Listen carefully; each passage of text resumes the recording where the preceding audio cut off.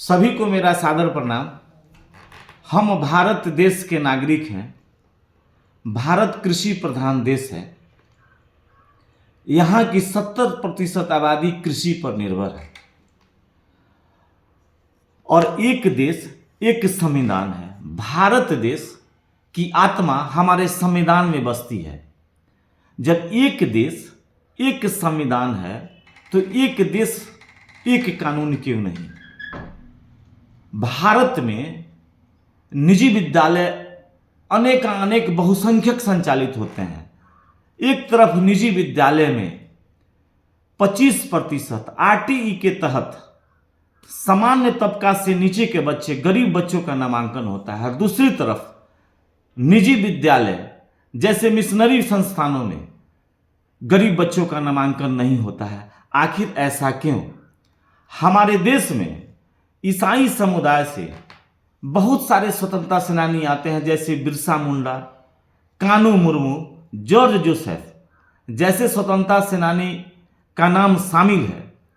फिर भी उस मिशनरी संस्था जो भारत देश में निवास करते हैं, भारत के नियमों पर पलते हैं, भारत देश के नागरिक बताते हैं और भारत देश के संविधान को ठेस पहुंचाने का काम करते हैं, वैसे स्वतंत्रता सेनानियों के नाम पर विद्यालय का नामाकरण नहीं होता है और दूसरे देश विदेशों के नाम पर उनका नामाकरण होता है।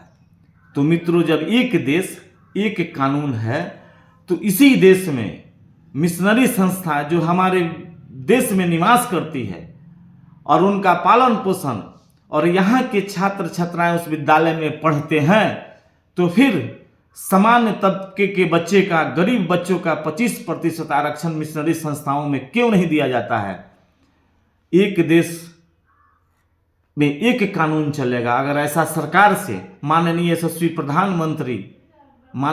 प्रधानमंत्री हम नरेंद्र मोदी जी से अनुरोध करते हैं कि मिशनरी संस्थानों को भी आरटीई के तहत उन्हें लागू किया जाए और गरीब बच्चों का नामांकन उस विद्यालय में कराया जाए, ताकि वे कहते हैं कि हम सरकारी विद्यालय आरटीई के तहत उनको छूट मिलता है कि हमको सरकारी जमीन का उपभोग नहीं करते हैं, टैक्स का छूट नहीं करते हैं।